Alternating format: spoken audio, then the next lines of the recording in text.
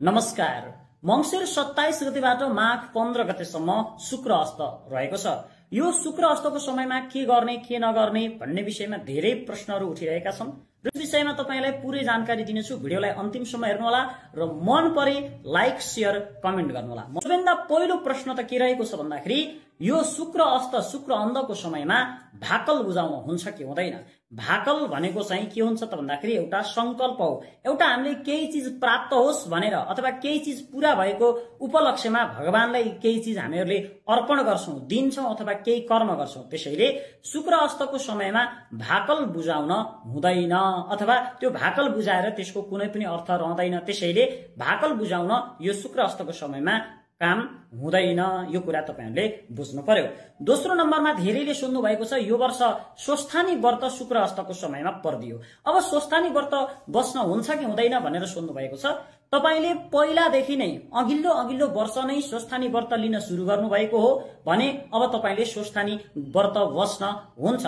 तर पहिलो पटक स्वस्थानीको व्रत आरम्भ गर्न खोज्नु भएको, पहिलो पटक स्वस्थानी व्रत सुरु गर्न खोज्नु भएको भने यो वर्ष शुक्र अस्तले गर्दाखेरि पहिलो पटक स्वस्थानी व्रत लिनेहरूलाई स्वस्थानी व्रत बस्न मिलेन। स्वस्थानी व्रतको विषयमा मात्रै कुरा होइन, कुनै पनि अन्य व्रत, एकादशीको व्रत होस् अथवा आइतबार सोमबार मंगलबारको व्रत होस्, शनिबारको व्रत होस्, बुधबार बिहीबार शुक्रबार, कुनै पनि व्रत तपाईले पहिलो पटक गर्न खोज्नु भएको छ भने नयाँ व्रत लिन पनि हुँदैन र धेरै वर्षदेखि बस्दै आएको चाहिँ व्रतको चाहिँ साङ्गे गर्न खोज्नु भएको छ हैन, त्यो व्रतको चाहिँ साङ्गेता लाउन खोज्नु भएको छ भने त्यो व्रत साङ्गेता गर्न पनि मिल्दैन। यो तपाईहरुले बुझ्नु होला। तर पहिलादेखि तपाईले गर्दै आइरहेको आफूले बस्दै आइरहेको व्रतहरू बस्नुहुन्छ, यो कुरामा कुनै पनि समस्या छैन। अब अर्को धेरैले सोध्ने प्रश्न रहेको छ यो शुक्र अस्त शुक्र अन्धको समयमा गाडी सवारी साधन किन्न हुन्छ कि हुँदैन। गाडी सवारी साधन भन्ने बित्तिकै यो शुक्र ग्रहसँग नै सम्बन्धित चीज हो, भौतिक विलासिताका चीजहरू हुन् यो जुन शुक्र ग्रहले यसले चाहिँ प्रतिनिधि गर्छ। त्यसो गर्दाखेरि यो शुक्र अस्तको समयमा नयाँ गाडी सवारी साधनहरू चाहिँ नकिन्नु भनेर भनिएको छ। लामो दूरीको यात्रा त नगर्नु भनिएको छ है, यसमा पनि तपाईहरुले विचार गर्नुहोला। त्यस्तै गरेर शुक्र अस्तको समयमा धेरै सोधिने प्रश्न रहेको छ नयाँ घर जग्गा किन्न हुन्छ कि हुँदैन। त घर जग्गा किन्ने कुरा पनि शुक्र अस्तको समयमा किन्नु हुँदैन। शुक्र अस्तको समयमा घर जग्गा पनि किन्ने कुरा चाहिँ यसले चाहिँ स्वीकार्य हुँदैन, शुक्र अस्तको समयमा नकिन्नु भनेर बताइएको छ।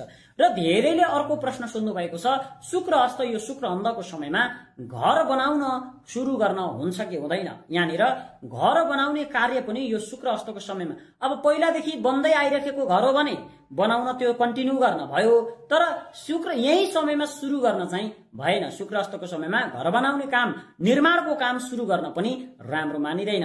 र धेरैले प्रश्न सोध्ने गर्नु भएको छ यो शुक्र अस्त शुक्र अन्ध भएको बेलामा ग्रह शान्ति गर्न हुन्छ कि हुँदैन भनेर धेरैले सोध्नु भएको छ। शुक्र अस्तको समयमा हामीहरूले विवाह, व्रतबन्ध, गृह प्रवेश, गृह शान्ति हैन, घर शान्ति जस्ता ठूला ठूला कार्यहरू गर्नु हुँदैन। तर ग्रह शान्ति अथवा कोही रोग लागेर चाहिँ हस्पिटलमा मान्छे छ त्यसको लागि रोग शान्ति, जस्तै कागले छोएर गयो काकदोष शान्ति इत्यादि कर्महरू चाहिँ गर्न हुन्छ।